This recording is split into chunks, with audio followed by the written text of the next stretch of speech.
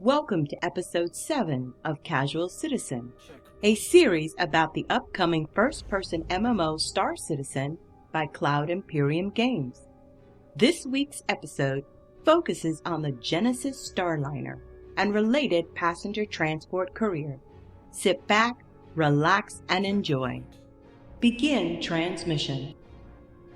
For a long time, I had a vision of the role I wanted to play in Star Citizen. I saw myself playing out the female version of Mal from Firefly. My fondness for Firefly is undeniable. When I had more time, I used to create and sell Firefly-inspired accessories. On some level, this role would also mirror my career in EVE Online as a freelance salvager and wanderer, a path I'd selected long before there were salvage-specific ships available in EVE. In EVE, salvage appealed to me because I liked the freedom to salvage abandoned wrecks while out exploring, salvage kills from riding shotgun during mining ops, leech salvage near AFK miners, and then cleaning up after my own PvE missions. It certainly didn't hurt that salvage was lucrative even for freshies, which is what I was at the time. To cement my vision for Star Citizen, I purchased a freelancer, reclaimer, and a couple of combat ships. La la la, all was settled in my Star Citizen world. That was until they announced the Genesis Starliner. Well, among other things that have since caught my attention, but this story is about the Starliner. When the concept sale was first kicked off and the ship revealed, my mouth fell open, hit the floor, and remained there. I read the post several times, poring over all of the details. A day or so later, they released the 1-2 sucker punch. As part of the reveal, CIG published interactive content on the RSI website that allowed you to RP planning a trip. You reviewed travel brochures similar to those found at a travel agency. After deciding on a destination, you selected a departing flight from an airline departures board. This in turn revealed a short story of you as a passenger aboard that flight. This pretty much clinched it for me. It was the first time I could see a role for myself that wasn't anything like the things I'd seen or done in EVE Online. As I continued digging into the information, I realized this would be more than owning a ship. Like the Starfarer, the Banu Merchantman, the Crucible, and other platform ships, this is akin to running a mobile business. It's a service, and I'll need to obtain a commercial pilot's license to operate in controlled space. This sounded like a great opportunity to run a business with my daughters and some of my BFFs. Overview of the Genesis Starliner. The Genesis Starliner is a mid-ranged luxury civilian transport ship. The interior's configurable seating design supports economy seating. However, there are business class and luxury seating components available. Including those in your interior layout will yield less seating overall, but introduce higher fare seating and amenities. Running the Starliner will require more than seating configuration. Like most multi-cruise ships, the Starliner is intended to be managed by multiple players. In this case, a pilot, co-pilot, and flight attendants are the recommended personnel. You might also want to consider security staff. Space can be a very dangerous place. All or some of these roles can also be fulfilled by NPCs at your discretion. Administering ship services will include onboard mini-games to provide customer service tasks, such as food and beverage service, managing and fixing entertainment centers, handling in-flight mechanical issues, and managing medical emergencies, among others. During the Q&A, CIG confirmed that the Starliner will also allow a single player to run the ship with the assistance of NPCs. They don't have all of the details worked out, but they expect that the passenger needs or system alerts will be displayed in the HUD at the captain's chair. From there, the pilot can direct NPCs to handle tasks, or set the plane to autopilot so they can deal with the issues themselves. Beyond keeping systems functional, you need supplies. The entertainment systems need to be stocked with music and videos, and you'll need consumables for your food and beverage service. The class of passengers you've sold to should impact the quality of the supplies you purchase.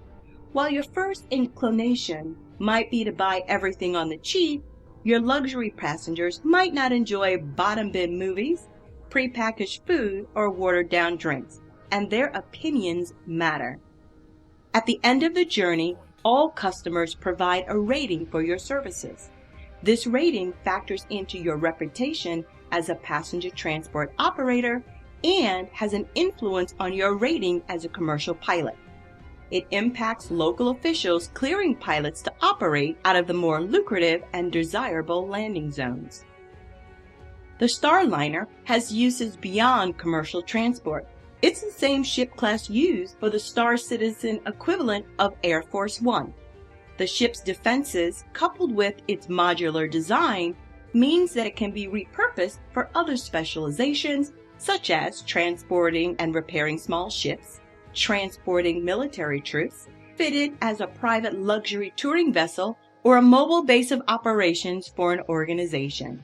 You can pilot a Starliner without owning one yourself. There will be a career path for commercial pilots involved in passenger transport. We don't have the details yet, but have been told that obtaining the license requires a clean criminal record. Sorry, no pirates invited. And keeping your license is impacted by the planned reputation system, part of which will include passenger satisfaction ratings. Licensed pilot for hire. Owning a Genesis isn't the only way to make use of your newly acquired commercial pilot license. You'll be able to hire yourself out to NPC-managed transport businesses. You'll be paid a salary that has a performance modifier which reflects customer service ratings. Good performance will yield better payout, bad performance equals less pay, and horrible performance will get you fired. One of the reasons stated for the pricing on the Starliner, which is $400 USD, is that it's considered an endgame goal for a licensed commercial pilot. They don't want thousands of these flying the universe. Pilots and commercial airlines are relatively small in number, with only a few notable carriers, and they want this to play out similarly in Star Citizen. Visual cockpit alerts for customer service needs. If your onboard flight attendants are players, they will have visual cues alerting them to passenger needs and in-flight service issues.